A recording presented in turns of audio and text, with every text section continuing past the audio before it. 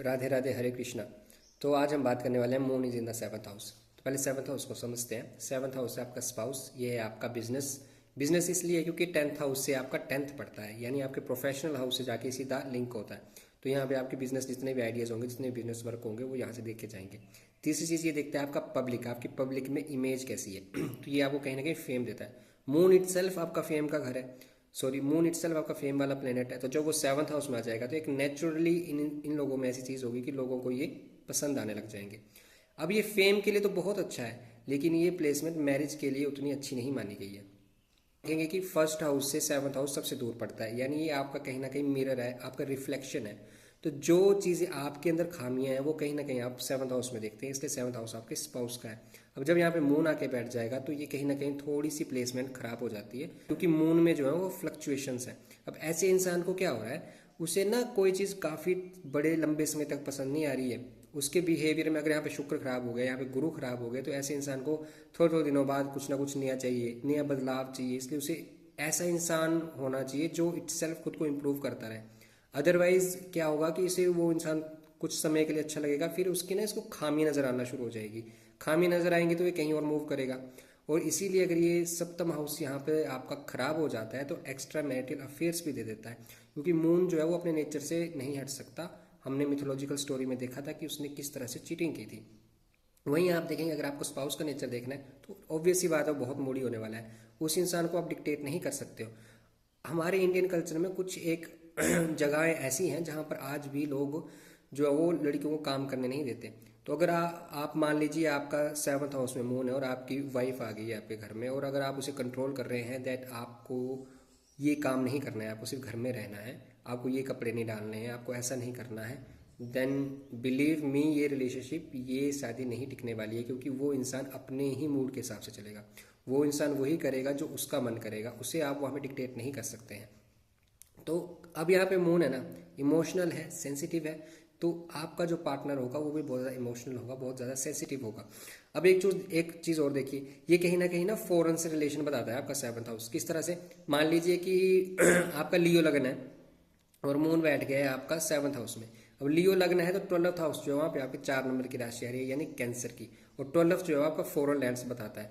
यानी अब आपका जो पार्टनर है ना, 4 नंबर मून वाली राशि है, सेवन्थ हाउस में मून आके खुद बैठ गया, यानी उसका लोड आके बैठ गया। तो यानी अब आप देखेंगे कि आपका जो पार्टनर है या तो फॉरेन लैंड से आएगा, या आपको उठा के वो फॉरेन ले जाएगा, या ऐसे भी हो सकता है कि इंटरकास्ट मैरिज हो जाए। मैक्स टू मैक्स मतलब इतना हो सकता है कि बहुत कम देखा जाए तो इंटरकास्ट मैरिज। लेकिन होगा क्या, वो अपने मन का ही होगा। यहाँ पर आप ये नहीं देख सकते, आप ऐसे इंसान को जबरदस्ती शादी नहीं करवा सकते कि हाँ हमारे कल्चर में कर, या जो हमें पसंद है उसी से कर। नहीं, वो लड़का या वो लड़की वहीं पर शादी करेगी जहाँ पर उसका मन करेगा। तो यहाँ पे मून प्लेसमेंट आपकी ये दिखाती है।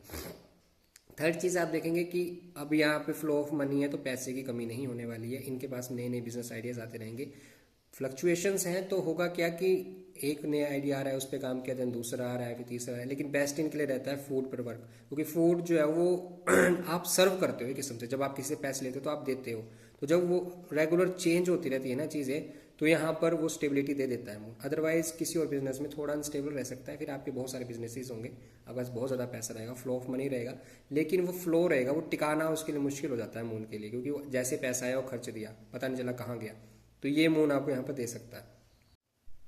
नेक्स्ट चीज़, ये आपके नीचे वाले बॉडी पार्ट को दिखाता है, जो आपके किडनी वाला हिस्सा होता है, जो आपके सेक्सुअल ऑर्गन्स होते हैं। सेवन्थ हाउस आपका किसी तरह से अफ्लिक्टेड हो जाता है तो यहाँ पे जो केस बनते हैं ना, या तो वो सेक्सुअल ऑर्गन्स में कुछ प्रॉब्लम दे देगा, या फिर अदरवाइज मैरिज में प्रॉब्लम आएगी एक्स्ट्रा मैरिटल अफेयर्स की वजह से।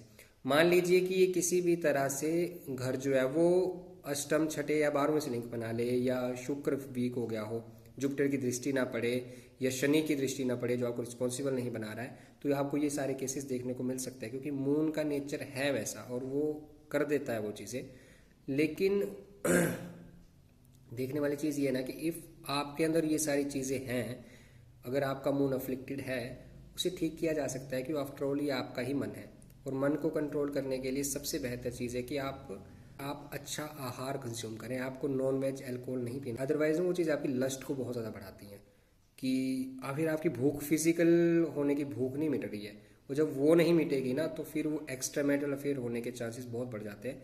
क्योंकि मून एक तो फ्लक्चुएशंस देगा, उसे एक पार्टनर थोड़ा टाइम के लिए पसंद आ रहा है, फिर वो मूव करने की कोशिश करता है, इसलिए फिर मैरिजेस जो है वो टिक नहीं पाती हैं। तो इस चीज़ का बहुत ध्यान रखना है।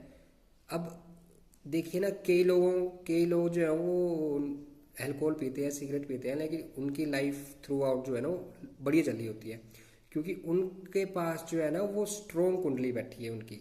मान लीजिए 4th हाउस में उनका मून बैठा है, अब उनको मिली है वो चीज़ की, वो जितना भी कंज्यूम करेंगे उन्हें कोई फर्क नहीं पड़ने वाला।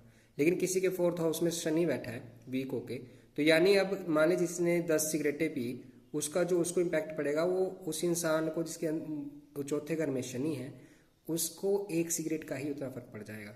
तो कुछ लोगों के लिए ये चीज़ें, कुछ लोगों की कुंडली में उतनी पावरफुल नहीं होती है गलत चीज़ें कंज्यूम करने के लिए, अदरवाइज उनका मन बहुत ज़्यादा अफ्लिक्टेड हो सकता है और वो गलत राइट साइड पे चल सकते हैं।